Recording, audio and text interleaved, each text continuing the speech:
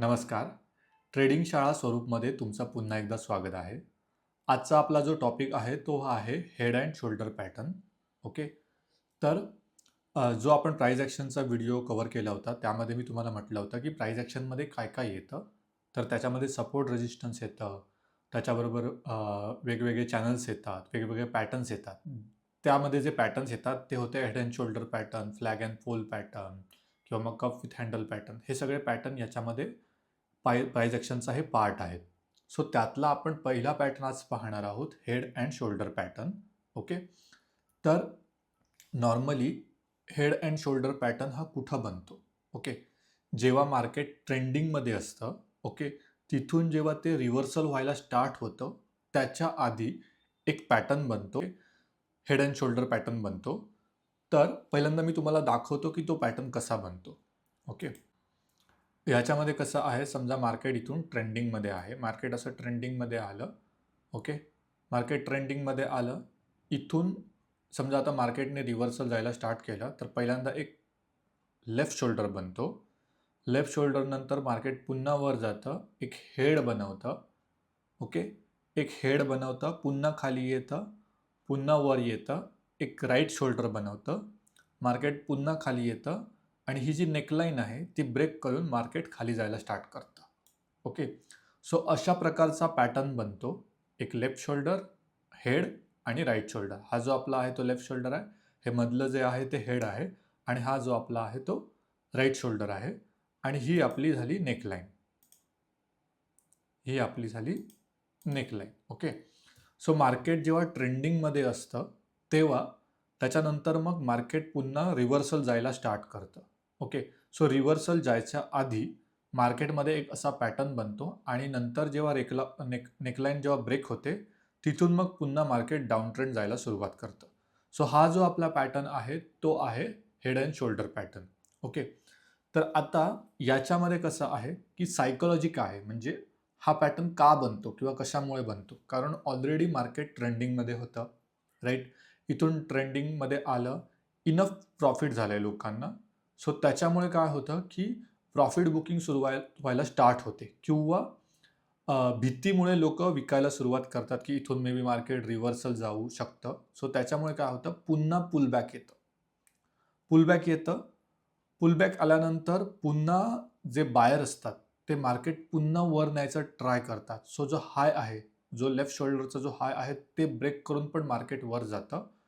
पण तिथं बाईंगचं प्रेशर तेवढं नसतं. त्याच्यामुळे ते इनफ वर जात नाही किंवा अजून मार्केट कंटिन्यू होत नाही. जो ट्रेंड होता आपला अप ट्रेंड, तो मार्केट कंटिन्यू नाही करू शकत आणि मग इथून पुन्हा मग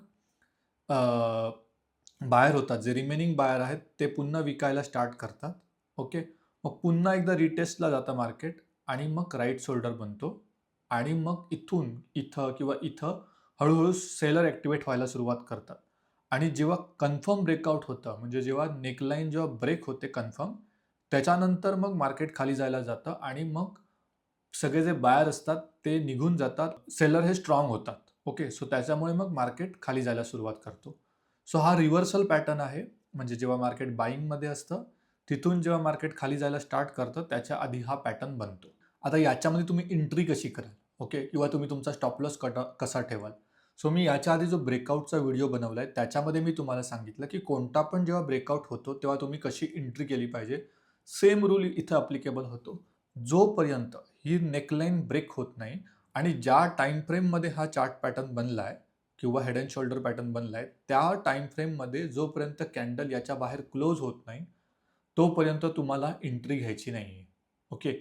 जेव्हा कॅन्डल क्लोज होईल त्याच्यानंतर तुम्ही एंट्री करू शकता आणि तुमचा स्टॉप लॉस जो असेल, हा स्टॉप लॉस हा जो तुमचा राईट शोल्डर आहे त्याच्यावरती स्टॉप लॉस राहील.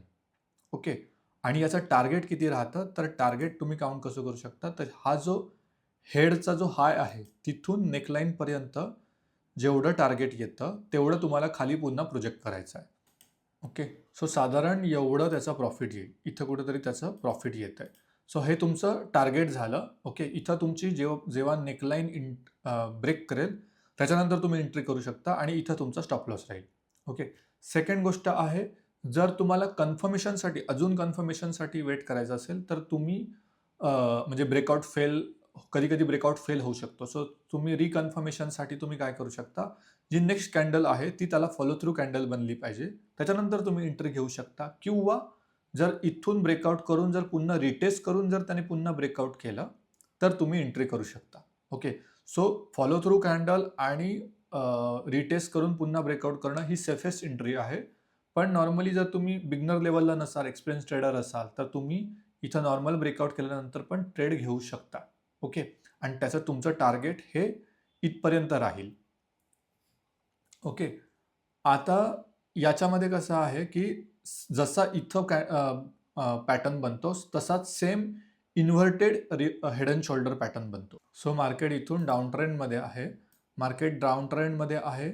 ओके. तुमचा पहिला शोल्डर बनला, त्याच्यानंतर हेड बनला, हेड बनून पुन्हा वर आलं. ओके. आणि त्याच्यानंतर मग तुमचा नेक्स्ट शोल्डर बनला. ओके. आणि इथून त्याने ब्रेकआउट केलं. सो ही तुमची झाली नेकलाईन. ओके. सो हा झाला तुमचा inverted head and shoulder pattern. याच्यामध्ये मार्केट रिव्हर्सल होतं, पण कुठून डाऊन ट्रेंड टू अप ट्रेंडमध्ये. म्हणजे मार्केट डाऊन ट्रेंडमध्ये आहे, मार्केट पॉज घेतं, पहिल्यांदा लेफ्ट शोल्डर बनवतं, त्याच्यानंतर हेड बनवतं, राईट शोल्डर बनवतं आणि मग ब्रेकआउट देतं आणि मग इथून ते मार्केट वर जायला सुरुवात करतं. आता तुम्ही हा जो पॅटर्न आहे तो तुम्ही कुठं यूज करू शकता. ओके. म्हणजे आधीच्या काही व्हिडिओमध्ये लोक मला क्वेश्चन विचारत होते की इंट्राडेमध्ये बेस्ट आहे की स्विंग ट्रेडिंगमध्ये बेस्ट आहे. तर हा जो पॅटर्न आहे हेड अँड शोल्डर पॅटर्न, हा तुम्ही कोणत्या टाइम फ्रेममध्ये पहिलं तर कन्सिडर करू शकता. 5 मिनिट किंवा 15 मिनिटमध्ये तुम्हाला असे मल्टिपल पॅटर्न भेटतील. सो तुम्ही ते इग्नोर करू शकता. ओके. कारण बऱ्याच वेळा असं असतं की खूप सारा केऑस असतो, त्याच्यामुळे मल्टिपल असे पॅटर्न दिसतात. सो अननेसेसरी तुम्ही एंट्री करून तुम्ही स्टॉप लॉस देऊन बसता. सो बेटर वे तुम्ही हायर टाइम फ्रेममध्ये चेक करा. म्हणजे 30 मिनिट किंवा 1 अवर टाइम फ्रेममध्ये जर तुम्हाला असा हेड अँड शोल्डर पॅटर्न दिसत असेल, तर तुम्ही त्याचा यूज इंट्राडेसाठी करू शकता. ओके. किंवा मग ओव्हरनाईट पोझिशन जर तुम्ही करत असाल एफ-एन-ओमध्ये, तर त्याच्यामध्ये पण तुम्ही यूज करू शकता. ओके. आणि जर तुम्ही स्टॉक्समध्ये इन्व्हेस्टमेंट करत असाल किंवा मग तुम्ही जर स्टॉक्समध्ये स्विंग ट्रेडिंग करत असाल, तर त्याच्यामध्ये तुम्ही 1 अवरच्या टाइम फ्रेममध्ये किंवा मग 1 डेच्या टाइम फ्रेममध्ये, 1 वीकच्या टाइम फ्रेममध्ये. सो याच्यामध्ये तुम्ही स्विंग ट्रेडिंग करू शकता. म्हणजे जर तुम्ही आज स्टॉक घेतला, तर तो 2 महिन्यांनी विकणं, 3 महिन्यांनी विकणं, याला आपण स्विंग ट्रेडिंग म्हणतो. ओके. सो तिथं पण तुम्ही ॲज अ इन्व्हेस्टमेंट म्हणून तुम्ही करू शकता. ओके. म्हणजे शॉर्ट नोटीस पिरियडमध्ये तुम्हाला प्रॉफिट मिळून जातं. म्हणजे 1 मंथ, 2 मंथ, 6 मंथमध्ये तुमचं टार्गेट तुम्हाला अचीव्ह होऊन जातं. तिथं तुम्ही एंट्री करू शकता. पण काळजी एवढी घ्या, जोपर्यंत हा जो हेड अँड शोल्डर पॅटर्न आहे, हे मार्केट रिव्हर्सल झालं, हे कन्फर्म कधी होतं, जोपर्यंत ही नेकलाईन ब्रेक होत नाही, तोपर्यंत हा पॅटर्न व्हॅलिड नाही आहे. जेव्हा ही नेकलाईन ब्रेक होईल, तेव्हा तुम्ही एंट्री करा किंवा मग रिटेस्ट करेल किंवा फॉलो थ्रू कॅन्डल भेटेल, त्याच्यानंतर तुम्ही एंट्री करू शकता. ओके. सो असे तुम्ही पॅटर्न वेगवेगळ्या टाइम फ्रेममध्ये पाहू शकता. याचे तुम्ही बॅक टेस्टिंग करा. ओके. म्हणजे निफ्टीच्या चार्टमध्ये, बँक निफ्टीच्या चार्टमध्ये कुठं आधी हे चार्ट फॉर्म झाले, त्याच्यानंतर तुम्हाला टार्गेट मिळालं की नाही. सेम तुम्ही निफ्टी 50चे स्टॉक्स चेक करा. त्याच्यामध्ये कुठं हे पॅटर्न बनले आहेत. त्याच्यानुसार तुम्ही एंट्री जर घेतली असती, तर तुम्हाला कुठं एंट्री घेतली असते, कुठं तुमचं स्टॉप लॉस राहिलं असतं, कुठं तुमचं टार्गेट राहिलं असतं, याचं ॲनालिसिस करा. ओके. आणि फ्युचरमध्ये म्हणजे फ्युचर मार्केटमध्ये पण तुम्ही रनिंग मार्केटमध्ये पण तुम्ही याचं टेस्टिंग करा. ओके. सो हा जो पॅटर्न आहे, हा एक प्राइस ॲक्शनचा पार्ट आहे. ओके.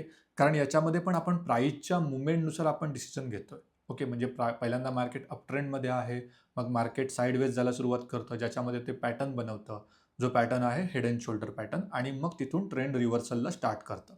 सो प्राइसच्या मुवमेंटनुसार आपण इथं आपले डिसिजन घेऊन एंट्री करत आहोत. सो हा जो पॅटर्न आहे तो प्राइस ॲक्शनचाच पार्ट आहे. ओके. सो येस, हे जे सगळं होतं ते होतं हेड अँड शोल्डर पॅटर्नबद्दल. ओके. बाकीचे जे पॅटर्न आहेत ते आपण पुढच्या काही व्हिडिओमध्ये कव्हर करणार आहोत. ओके. सो अजून पण तुम्ही या चॅनलला सबस्क्राईब केलं नसेल तर चॅनलला नक्की सबस्क्राईब करा. ओके.